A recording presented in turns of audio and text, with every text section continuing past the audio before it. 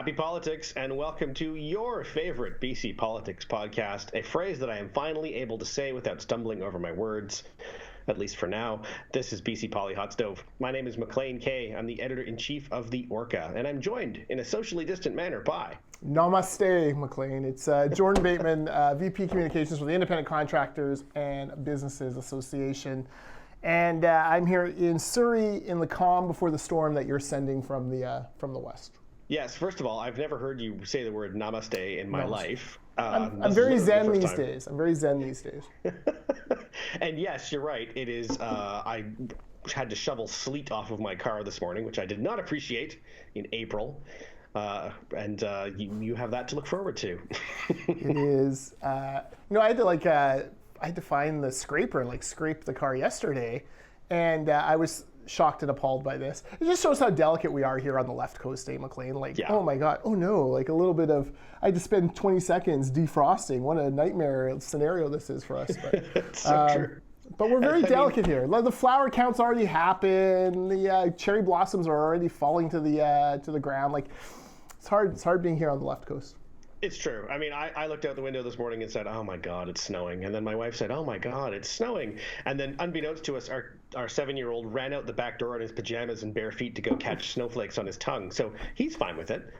That's his first snowstorm, not in an apartment, right? That's big deal. No, we had some mega snow over the Christmas break. Oh, that's right. Yes. Okay, never mind. Deep snow. Anyway, speaking of storms, since we last spoke, Jordan, there has been a seismic shift in labor relations in the province. I believe it was Wednesday. Labor Minister Harry Bains introduced something that the NDP government had been signaling for years was something they wanted to do. It's commonly known as card check. And essentially what it means, and I'll let you explain the niceties in a moment because you are the subject matter expert here, but essentially for unions to be certified in BC, for 30 of the last 38 years, you have needed a secret ballot vote, which has been overseen by the Labor Relations Board. Secret ballot being the cornerstone of our democracy. You certainly expect a secret ballot when you go vote in a provincial or municipal election or a by-election, and we'll talk about those later too. From now on, though, it'll just be a simple card check. You sign a card, your friends, neighbors, and coworkers know how and whether you voted, and we'll go to that your union will be certified.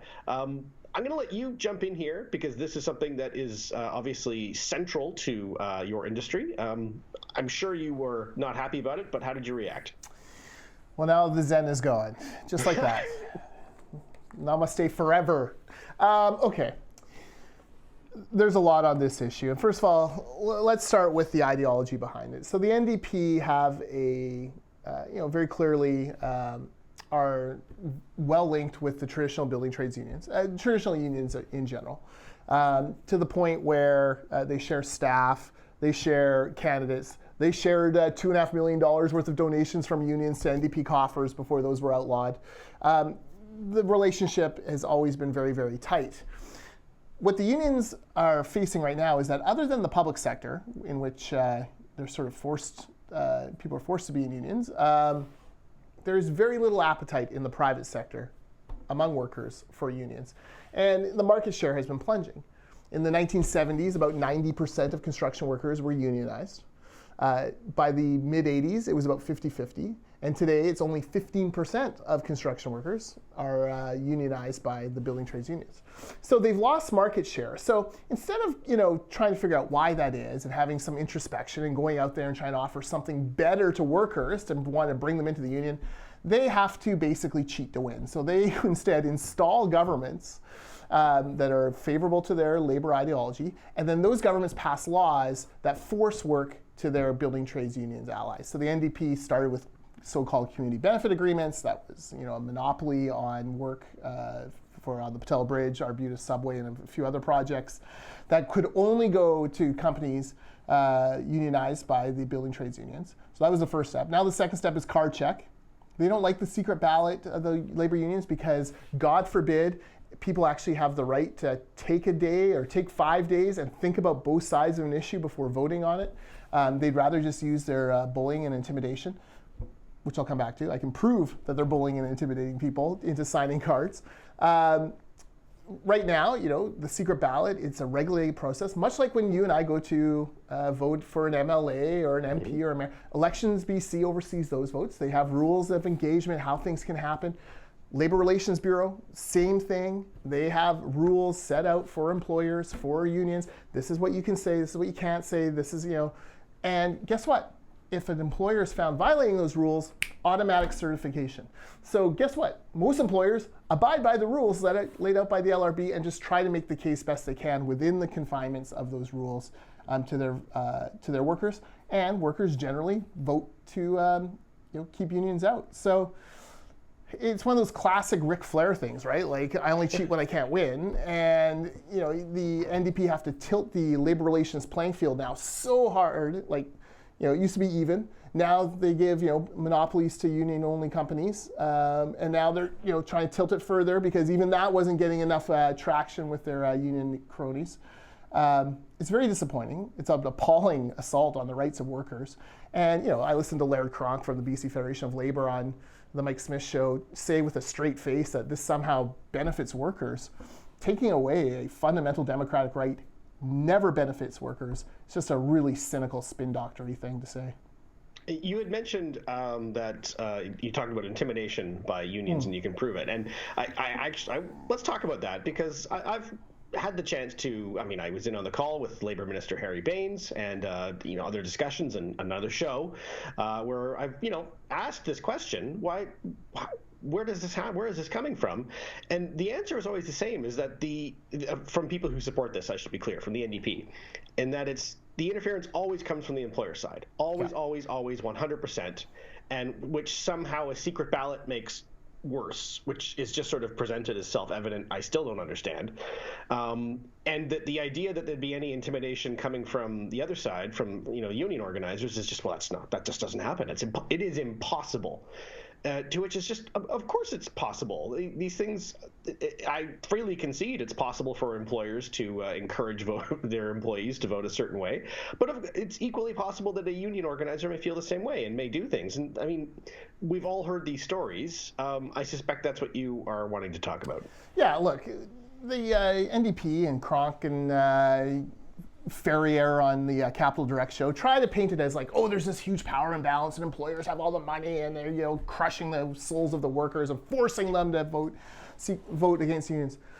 No, again, the Labor Relations Board oversees everything an employer does in that 5-day period leading up to the secret ballot. And if they get a sniff, even a whisper that there's intimidation going on, boom, automatic certification with the union. Done deal, over. The unions, on the other hand, there was a great post on the LIUNA website, which is like the Labor's International Union of North America. It's a building trades union, big back east, not as big out here, but definitely it has tentacles across North America. LIUNA puts on their website, they were under a raid by the Carpenters Union, and I know you can hardly believe it, brother against brother in the union movement. Maclean, what a shocking thing to see happen. And essentially they said on their website, these people will say anything to get you to sign a card. They'll lie to you, they'll mislead you, they'll treat you poor, they'll promise you the world, they'll overpromise, they'll use all sorts of bullying, intimidation tactics. Don't sign the card, whatever you do, don't sign the card. And you kind of go, Like, it showed an insight into this wasn't ICBA saying it, it wasn't, a company that's being raided by a union, wasn't using it. This was LIUNA, the building trades union, saying, unions use underhanded techniques in order to get people to sign cards. And of course they do, Maclean. There's two pieces of this. One reason you have a secret ballot is because you get to a threshold of people who have signed a card, but there may be 45% of your workforce who had no idea the union organizing drive was even happening, and then they wake up one morning and they're in a union. No, they should be allowed to think about it and express their opinion through secret ballot. That just makes sense. Everyone in the workplace should have a democratic right to speak, to have a vote and to make a decision. Not just the ones that the unions promise the world to or coerce or intimidate. So you got that piece of it there. You've got the other piece, which is you and we've all worked in different places. We know how influential coworkers are. We know that you don't need to be a boss for there to be a power imbalance. we know how uncomfortable sitting alone having lunch, well, Maclean and I being such nerds in school, we know how uncomfortable it was to sit alone at the cafeteria. No, but you know what I mean? Like, there's a lot of pressure. Lots of times these folks have the power to schedule shifts or, tasks on the site. Like, there's all sorts of ways to intimidate people as a colleague or as an equal on the work site. So, it is one of those, it's what they say, but in their heart of hearts, it's only about one thing: getting more people to unionize. And one of the big flaws in this NDP government, and look, the employers associations of the world of British Columbia have tried to get along with the NDP, have given them a lot of rope, but they need to understand one important fact about the NDP. In the NDP heart of hearts, in Harry Bain's heart of hearts, he believes that every employer in British Columbia is a bad employer and that workers must be unionized in order to protect themselves from the evil corporate greed of the boss. That is their fundamental ideology. NDPers are born with it. I guarantee you Harry Bains, as a steelworkers union alum, believes it 100%. They believe that every employer in British Columbia is a bad employer. I know this because we've heard them say it in private meetings behind the scenes. So, when you start with that kind of threshold, of course they're going to try to make everything easier for the unions because they fundamentally believe that everyone who happens to be a boss is bad. Now, we know that's not true. We know in this market, the funniest comment of all is, employers will fire you if you are, going to bring in a union or they'll punish you. Maclean, we are in a historic labor shortage. Construction companies are so desperate across the board: tourism companies, restaurants, hospitality, and healthcare, long-term care. We are all so desperate for workers. No one's firing anyone for anything. You are desperately holding on to the labor you have. You're paying them more. The steel workers back east are patting themselves on the back. They've negotiated a 10% increase over 3 years. Guess what? ICBA companies are planning to give 5.5% increases to their workers just this year alone, and another 5.5% next year because the labor shortage is so real and so such a desperate situation on the ground. So no one's getting fired for anything these days. You'd have to be grossly incompetent, dangerous to get fired for any reason now. People are just, companies are so desperate to hold on to workers. Last note on this is it's interesting. You may not remember, but in the early days of the Orca, so 2018, we had a poll conducted of British Columbians, NDP voters, everyone, about this exact idea about card check and the secret ballot vote, because the NDP had, we could talk for a long time about how they tried this in the first term, but the takeaway here is it's very unpopular. It was something like, I want to say 6-1. NDP voters were not in favor of getting rid of the secret ballot because, again, these are not arguments that are self-evident to most people. Of course the secret ballot makes more sense. Of course, I don't understand why you'd take that away. How does that make it better for anyone? And so even to NDP voters, this is a very, I'll be generous and say niche policy platform that appeals to a very specific subgroup of their coalition. Now, granted, this poll is 4 years old, but I don't see evidence that this would have moved much in 4 years. So it's fascinating to watch. It's not something that has a lot of mass appeal. I don't think you're going to see much of this in NDP campaign ads in a few years. No, it's a total sop to their building trades union cronies, and it's a payoff for $2.5 million of donations, and the fact that so many of the NDP apparatus and candidates come from the labor movement. I mean, we could go through the list of all the different folks there. It's a fundamental democratic right. How can I vote in a friggin' Justin McElroy Twitter poll secretly? That's true. And not be identified for that vote, for Mr. PG over Coombs, and I stand by it. Mr. PG should have won that. Coombs was overrated. That's just friggin' goats on a roof. Get over it, people. How can I vote secretly on that? And I can't vote secretly on how to organize my workplace. How to, this thing that impacts my career greatly.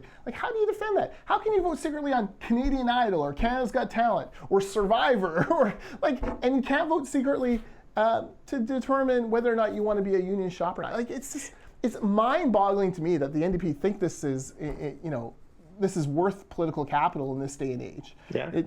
And this has been in place for 2 decades. You said the last 38 years. You're right. It's been in place for 21 years now. the whole labor market has changed, but the NDP keep dragging us back to the 1970s and their utopian ideas of how it used to be when, remember, entire towns would be shut down because of labor strife. Port Alberni, for example, a quite famous strike there, where there was violence, where there was intimidation tactics, where folks Port Alberni was so bad, the unions would put guys on buses in Nanaimo, liquor them up the whole way, and then spill them out, and they'd be turning over cars and trucks of workers and things like that. Like, we don't want to go back to those bad old days. The great thing about a secret ballot is this: if workers do decide to unionize, the company and the workers can all accept the result because it was done fairly by a group that oversaw the whole process, the Labor Relations Board, and they can move on from that decision to actually start negotiating a collective agreement, and it makes sense. Like, you get this acceptance, like people understand, okay, there was a fair process. Now with card check, that's gone. I'll say one more thing. Everyone will say, oh, ICBA, you're just anti-union. Oh, rage. Oh, you hate the unions. Oh. 10% of the member companies of ICBA are unionized or governed by an employee association. 10%. We are not anti-union. We are anti-stripping workers of the choice of how they organize themselves through a secret ballot. We stand with the folks in the independent panel review that the NDP commissioned and didn't like, that said the secret ballot's the best way to protect workers' rights. So, don't give me, before you start writing in like, oh, ICBA, you hate unions. Again, 10% of our member companies, in fact, some of our highest profile ones, are unionized in some way. I've never seen any studies on this. It'd be fascinating to see if there's been any look into if people would vote differently in elections if everyone knew how they voted. I have no idea. I suspect they would. Yep. I suspect they would at least be influenced to some extent. So yeah, it's fascinating to me. We should move on. We did mention briefly. I just want to touch on this. There are 2 by-elections coming up. One is, I guess, ongoing. That is the Vancouver-Kilchena by-election, the Andrew Wilkinson seat that Kevin Falcon is widely expected to win. There's also the Surrey South, Stephanie Cadou's resignation. That one will be a little more closely contested. There was an interesting piece from Keith Baldry this morning suggesting that these are absolutely crucial for the BC Liberals, less so for the NDP. I'm not sure that I agree with Keith in this one. Yes, of course, they absolutely have to win the Vancouver-Kilchena by-election. I mean, obviously. But also, let's just be honest here, Jordan, they're going to. Mm-hmm. That is a near certainty. The Surrey South one, obviously, it would not be good for the BC Liberals to lose it, and it would be great for the NDP, but I mean, to say it's crucial, I don't know. It's not a general election. It wouldn't be good for any party to not lose that, but to lose that rather, but I don't see it as life and death. And it will be a closely contested thing, I'm sure. Yeah, so the Cadou by-election in Surrey South, look, it hasn't been called yet, so we have no idea when it is. So it's hard to call anything crucial that doesn't even exist yet on paper. And we don't even know the candidates involved. Totally. And, here's what I think that by-election particularly will be important for. Basically message testing. I mean, it'd be great to get a superstar candidate like Diane Watts and, for the BC Liberals and sweep on in. Who knows whether that'll happen or not. There's lots of people being rumored to run. We'll see. But it's really about message testing. What messages can resonate in Surrey, where there are so many swing ridings, and which will be the battleground in the next general election whenever it occurs? Does Horgan's tired message now of, we made life cheaper by getting rid of road tolls and reforming ICBC, does that still hold water 5 years after, we've all spent that road toll money, it's all long gone now? Does Falcon's message of affordability and putting, the family first as far as affordability goes, does that hold water? Where is the, money for the Surrey, second Surrey hospital, which, by the way, doesn't include an ICU and seems to be a pretty, not to use the term the kids use, basic version of the of what a hospital should be. Where's the SkyTrain to, we talk about SkyTrain to Langley all the time. There's no money in the budget to actually do it yet, although there are plenty of promises. So it'll be interesting in those message testing ways to see what works, what resonates, what doesn't. But look, it's a by-election. By-elections have such low turnout. It's only the most faithful, the faithful, and God bless them, the voters who are determined to vote in every election, and bless you for doing that. That turn out for these things. It's not a mass appeal kind of thing. Like it's a turnout, 15, 20%. It's more like a municipal turnout than anything else. And that's really tough. It's tough to take any trends away from such a small group. Yeah, none of the leaders are involved, and no matter what potential result there is, the balance of power in the legislature will not change. And so, yeah, I mean, all by-elections are important, but I mean, to say that, yes, Kilshanna is crucial, but it's not really in doubt, it would be a massive surprise. Surrey South, yes, it's just... obviously important, but it's not going to change the mix in the legislature. So yeah, a gentle disagreement with the noble Keith Baldry. We should also talk, speaking of the Lower Mainland, municipal politics in Vancouver are always interesting. They became even more interesting this week. I have lost count of the mayoral candidates. 312. 312, one for every day of the year, almost. But this week, 3 councillors who had run under the NPA have essentially defected to Ken Sims, who also had run for the NPA as mayor, have defected to his new party, and they are 3 very strong and interesting female councillors, Sarah Kirby-Young, Rebecca Bly, and Lisa Dominato, respectively. This does appear to change things substantially in the Vancouver municipal scene, at least from where I'm sitting, admittedly on the island. Yeah, I don't want to mow Unspun's lawn here too much, but... mow away. George _ Affleck over there on Unspun has been pushing very hard that the NPA is the only banner to fall under. And look, he was a former NPA councillor, I get that. Mm-hmm. Seems very clear to me, though, the power on the centre-right, the vehicle on the centre-right now has shifted to Ken Sim. A Better City, I believe it's called, ABC. Yes, that's right. I confess I should have been a little bit more on the ball on this, Maclean. A week or so ago, Ken Sim bought a table for our gala, ICBA gala, for April 26th, and had Sarah Kirby-Young, Lisa Dominato, Rebecca Bly sitting with him on the list. So bad on me. Sorry. I should have giveaway there. I should have probably thought about that briefly. But there's 980 people coming. It's a big event. It's tough to keep track of all the political ramifications of it. Nonetheless, it does seem to me that ABC now has taken that banner from the NPA. The Mark Marison group, I think, is just. I don't see any path for victory for Mark Marison's group, so I've even stopped kind of talking and thinking about them. Sorry, Mark.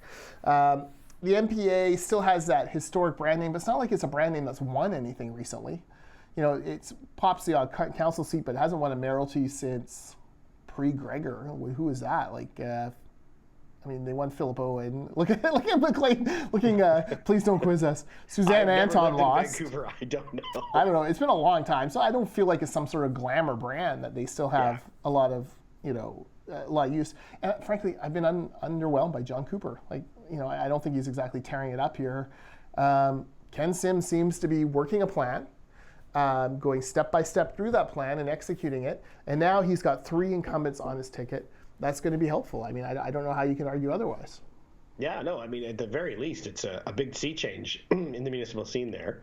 Mm-hmm. We'll see where it goes. And it's easy to forget that this is a municipal election year sometimes. We haven't seen as many fireworks as we sometimes do, but it sounds like that's starting again. Yes, the mayor of Langley Township, Jack Froese, announced last night that he is not running again. And Jack's been around for 11 years, vice chair of TransLink. Worked his way up in seniority, if mayors can do that. Can mayors do that? Speaking of Langley, and speaking of announcements, you posted on social media that despite some rumors to the contrary, and I had heard them myself, I'll be honest, that you have decided you will not run, which means we get to keep doing this show, which is a good thing. But just tell us a little bit about the process and the decision that you made there. Sure, 4 more years of Hot Stove. I did think long and hard about running for mayor of Langley Township. I was a councillor from 2005 to 2011, and the Taxpayers Federation hired me away.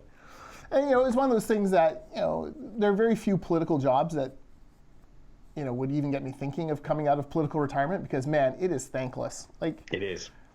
it was tough in the 06-11 window. Now with social media, with factionalization, with just affordability issues, like with, like it just, people are just inherently negative. Only the disgruntled seem to have a voice anymore. I don't know where all the gruntled are at, but come on out of the woodwork, people. And I watched a lot of what was happening in Langley. I don't like some of the negativity, or a lot of the negativity that's going on. I don't like Langley's a great place where no town is perfect. But the biggest complaint in Langley is like roads and traffic. And when your biggest complaint about a community is traffic or roads, it's a pretty good community to live in, Maclean. Like, I'm gonna level with you. Like, that's pretty darn good. That's pretty first world problem-y for me. So I thought long and hard about it.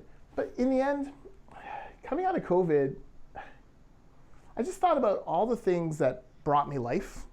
And, it's the kids, it's Jack Sports, it's helping Indy and Danica, get ahead and succeed in life. It's, try to rekindle friendships that really have atrophied during COVID because you haven't been able to see people. All these things, community causes, all these things I felt like would be diminished. Travel, writing, reading what I want to read, not reading 350 pages of soil deposit permit applications. All the things that bring me life right now, I feel like would have been diminished by a return to politics.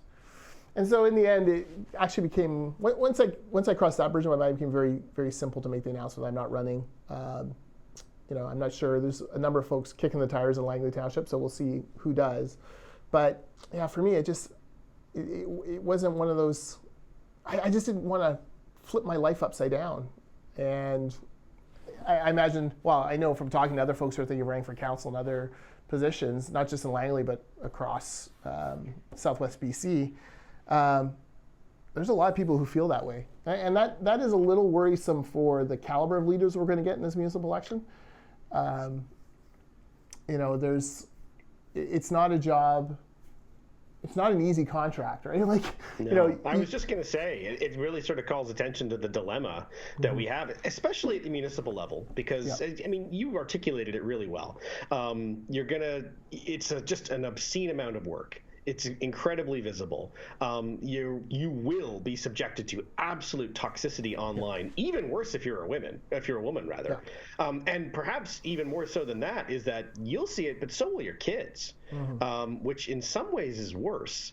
At the municipal level, there's a very real cap and ceiling on what you can earn as well. I mean, it's the value proposition can be difficult to see if you're not solely motivated by the nobility of public service. And good on you if you are, but I mean, if you've got a family to think about, if you've got a career to keep an eye on, you're right. I think there'd be a lot of people in your shoes, Jordan, who kind of look at it and think maybe in a different circumstances I would, but I just can't make that decision right now.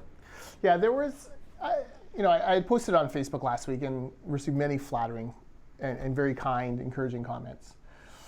The ones I found most interesting were from people who are either former or current mayors. And the Linda Hepner from Surrey, Jordan, 100% you made the right decision. Dale Bumstead, who's stepping down after 10 years, I think, in Dawson Creek mayor. Same thing. Look, last year I only went to the cabin for one night with my grandkids, and I greatly regret it. Feedback from Kurt Alberts and John Schultens, former mayors of Langley Township, who could not have been kinder on the phone, and sad for Langley, but super happy for you and your family.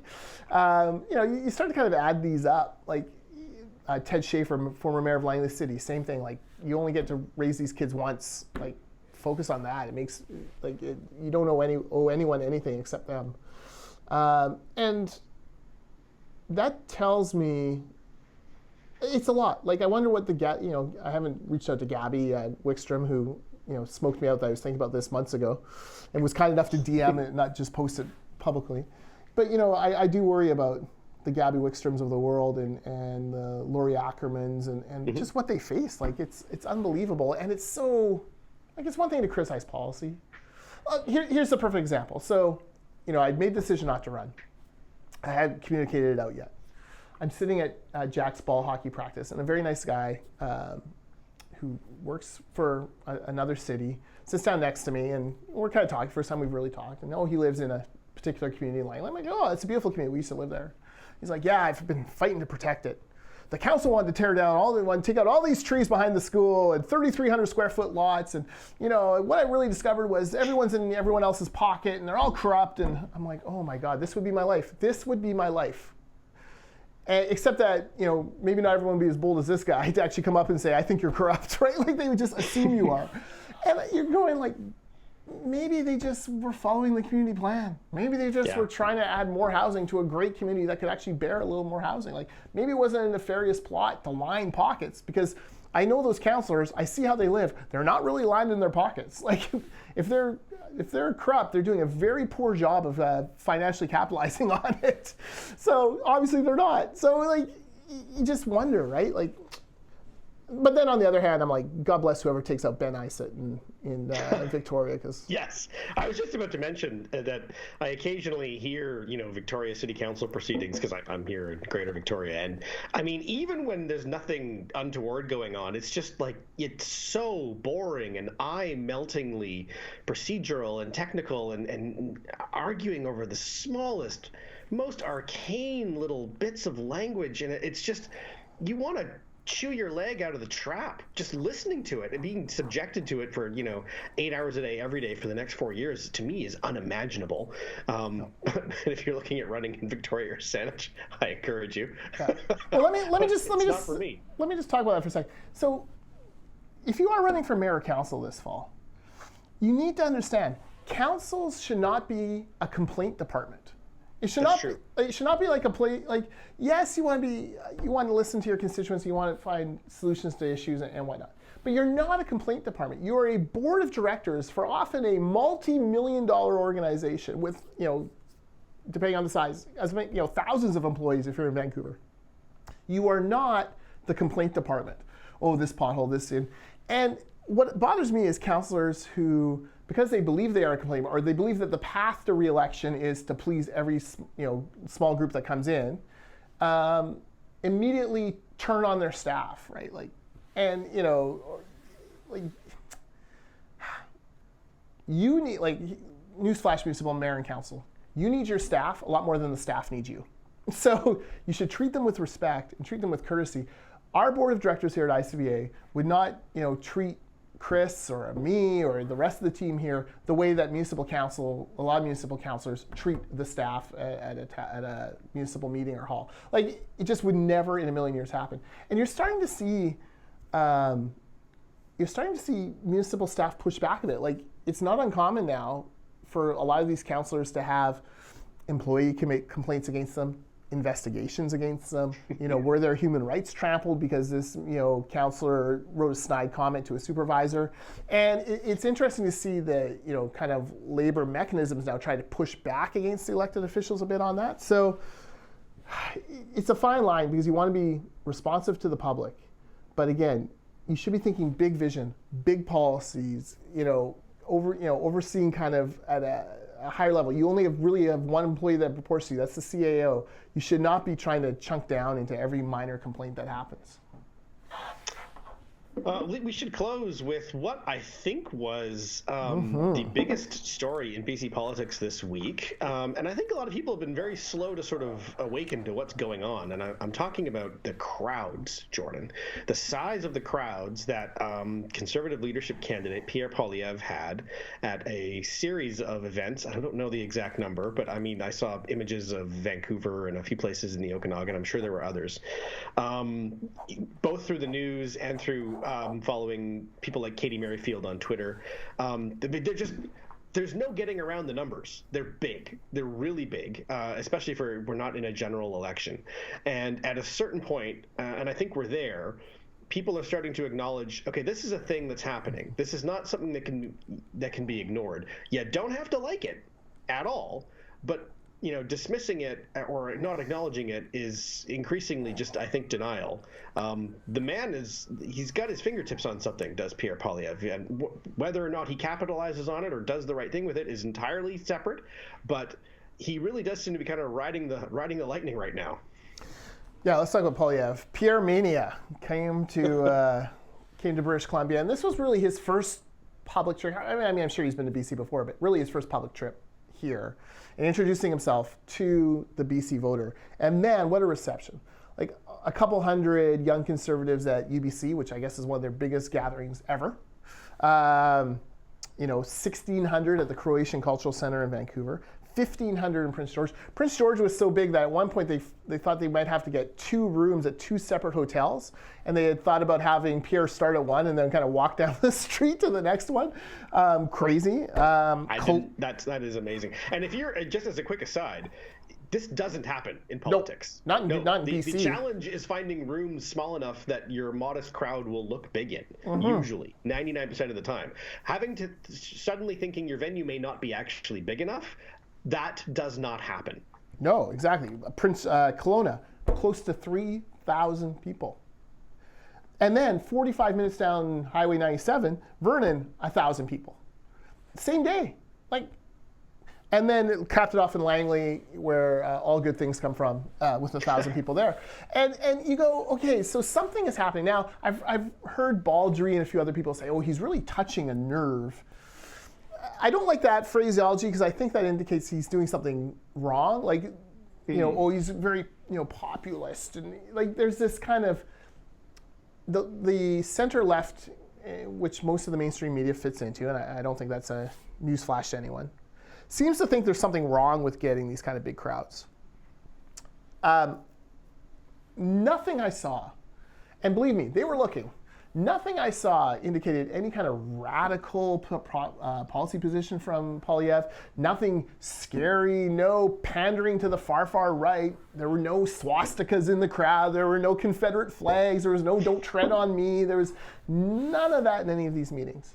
It was just an incredibly well-executed campaign tour with a leader who is potential leader who's clearly bringing people in. Now, this is where, again, we go back to the BC Liberal leadership race. I would have loved to have seen Aaron Gunn in that race, because I would love to have seen how much social media contributes to this. Poilievre has a social media platform bigger than any Conservative politician in Canada, and it's the first time that someone on the center-right is actually coming into a race with the social media platform already built. Falcon, for all his many strengths, and he has many, he's done a wonderful job so far as leader of the BC Liberal Party. They're trying to build his social media platform from scratch. He's been out of politics for 10 years. He didn't have to build one, right? Now they're trying to build it. Poilievre comes into this role with it there, 500,000 followers on Facebook and growing. This thing is electric right now. And people are excited. People want to hear him. And I heard his message. It didn't seem bad. Okay, he wants to get rid of the gatekeepers who are keeping, everyday British Columbians and Canadians from enjoying the same perks that elite British Columbians and Canadians enjoy. That's a message as old as time, Maclean. It's the left says it wouldn't sound any different coming out of Jagmeet Singh's mouth, right? Or John Horgan's mouth. Exactly. His video on the housing affordability issue was great.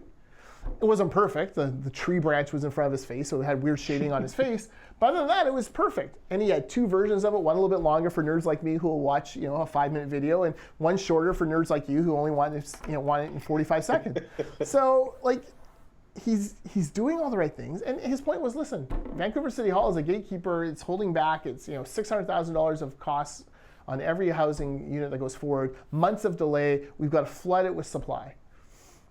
Somewhere David Eby was like, amen, brother. That's exactly what David Eby's saying. Exactly. Now, the layers are funny because it's a NDP council at City Hall, and it's an NDP mayor, a former NDP MP is a mayor of Vancouver City Hall, and it's an NDP mayor whose wife is running for the NDP MLA, to be an NDP MLA for Vancouver Kilchanna. So there's all these interesting layers, and it's an NDP housing minister who doesn't like the way those NDPers are handling it. So I love the layers. That's just delicious for me to watch.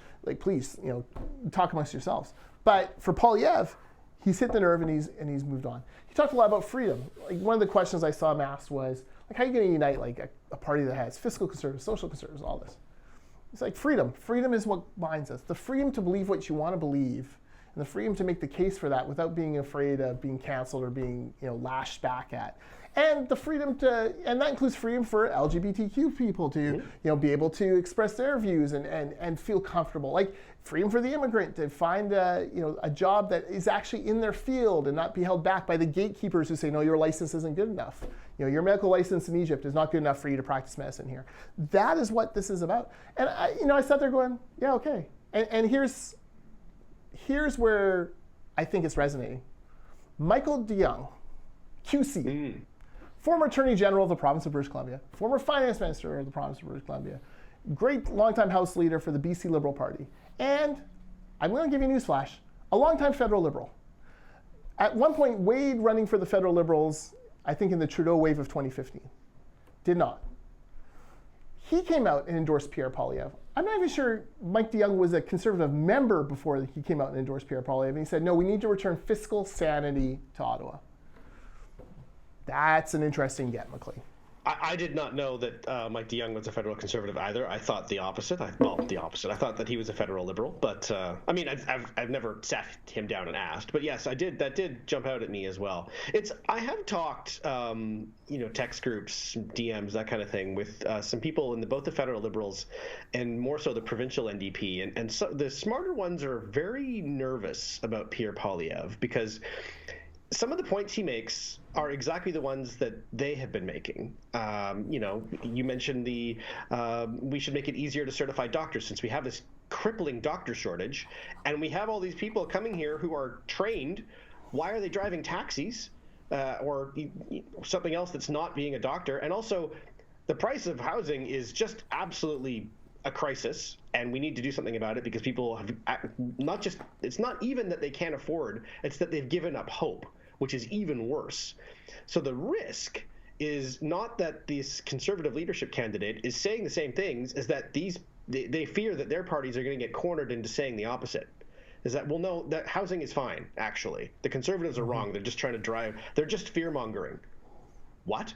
Yeah. No, it's good. It's good that we make these trained doctors, jump through unnecessary hoops, and the doctor shortage is no big deal. What you're proposing is no. What? Yeah. They're worried that their supporters will feel cornered into justifying things that are not going well in this country, that everyone agrees are a problem. But when the bad guys start saying this is a problem and we're going to try and do something about it, that the natural response among too many people will just be to say, well, no, you're wrong. It's not a problem. Yeah. And there are signs this is happening already. I've seen a few people on Twitter, and I'm not going to name names, saying, well, he's overblowing the housing problem. No, he's not. He's not at all. No, he's articulating something for the working class, the everyday British Columbian. And, he's saying, look, those wealthy people, those politicians don't want you to have what they have. And, it reminds me a little bit of the TransLink campaign that I ran back in 2015, where it was like the elitists had everybody but the people. Like, they all thought the same. They would walk to Cole Harbour and they'd walk to work and they'd sip their lattes and they all went on vacation the same time at Christmas and gave me the open playing field to really kind of, cause them a bunch of havoc, like wreak a bunch of havoc. They all thought like, and we've talked about this so many times, Alex, everyone thinks like them. That is not the truth. And you've got to find a way to accept all of that. The doctor thing is real. And I know this because we had an underwriter here from Egypt, a trained surgeon, wrote better English than I do, like amazing guy. And he was a surgeon, forced to become an underwriter, not forced, but he had to become an underwriter because his medical licenses wouldn't be accepted. And Egypt's not like some backwater, like it's a pretty modern country. So he's now pursued, he's left our company, got onto a bigger underwriting job at another company. And you're sitting there going, I'm across the street from Surrey Memorial Hospital where they're crying out for people like this doctor. Desperate for it. I see these folks over at lunch, these emergency care workers, doctors, nurses. They're all exhausted. They're exhausted over here. We need more. Victoria, congratulations, Adrian Dix. So you're extending emergency funding for walk-in clinics as a solution to, no, the solution is get these doctors licensed and into wards where they can help. There are people in this city who have to go to the emergency room because they don't know how else to get their prescriptions refilled. It sounds like a joke, but I know of personally 2 different people who have tried this, and it's because they don't have a family doctor. Something like 1 in 4 people in the city don't. We're very lucky that we do, and God help you getting into a walk-in clinic. That was hard before a bunch of them closed in the last few months. Yeah. If you're not there in line at 6 a.m, you're not getting in. It's that simple. And God help you if you're not in a position to be there at 6 a.m. Yeah. It is an absolute crisis, and it's kind of amazing that it has happened right here in the provincial government's heartland, the NDP's heartland. And so pointing out these problems, as Pierre Poilievre has done, does not mean you have to endorse his solutions or even him, but pretending that these aren't issues that he's at least identifying is crazy. Yeah, so we should be licensing people coming here, but we should also be aggressively expanding the training for doctors, nurses, and not just for doctors, like midwives. My daughter wants to be a midwife. She's wanted to be a midwife for years. She's doing her SFU undergrad. She's got to do 2 years of undergrad just before she can apply to UBC, the one program in British Columbia that has midwives. Well, guess what? Every midwife you have out there is one less delivery that you have to have a doctor do. And it's a way to relieve some of the pressure on these family doctors in a different way. And they have hospital privileges, and they can, they have the backstop and all of that. Why doesn't SFU have a midwife program? Why doesn't UVic? Why doesn't UNBC? Let's quadruple the number of midwives. Okay, there's one. Nurse practitioners, wherever those are being trained, let's double the seats. Be aggressive about it. You're turning down, I presume these programs are turning down people every year. I know for sure the midwife program is turning down people every year. Why? If someone wants to spend the money and time to become a doctor, let's get them in to find a space for them and make it happen. This is the only way out of this. And instead, we just kind of nibble around the edges, and it's always another Band-Aid, another Band-Aid. If there was ever a time in history where the public was willing to invest in healthcare in Canada, it was now. And instead, I don't know, we fritter it away. The opportunity is being frittered away by, I don't know, exhausted bureaucrats and cabinet ministers, and I don't understand it. No, I couldn't agree more. And I mean, the fact that we celebrate universal health care, but the city where I live is just as likely as not to not even have access to a primary caregiver is insane. And simply, we have to do better. It's Mission BC. I was just reading this story this morning, and they're trying to raise $1.6 million, $1.2 million for a new CT scanner for Mission Hospital. The same CT scanners that you see on TV hospitals, and they all have access to 24/7. Now that's America and that's TV, but a CT scanner, pretty basic piece of equipment. They're trying to raise $1.2 million. They had the Sikh community there had a big celebration, and they raised $21,000, and they were excited. A developer's in the room. He gets up and he says, "I will give half the money towards it, $550,000." Front page news, blown away. Incredible generosity by this family, amazing. But guys, CT scanners aren't nice to have. Let's just find a way to fund these things. Invest in this infrastructure, invest in the people to run it. If we're going to be a universal healthcare country, let's be a good universal healthcare country. Let's not always compare ourselves to the States where we only hear the horror stories. By the way, you don't hear about their higher success rates, their higher, surgical survival rates, all of those things. You only hear the horror stories about the costs. But let's at least get these kind of resources and people on the ground here in BC.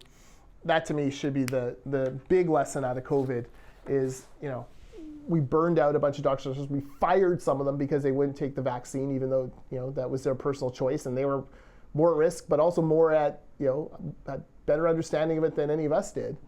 I don't know. So, sometimes I just shake my head at where BC is going, and Canada in general.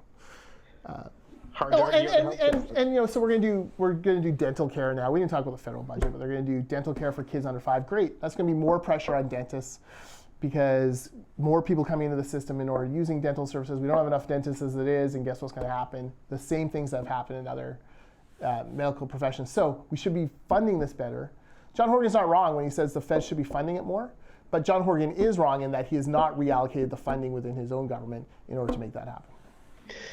Another topic for another day, perhaps. This has been an unexpectedly full episode. We're almost an hour in, Jordan. We have such good things to say. And we do. You ruined my peaceful, easy feeling. That's right.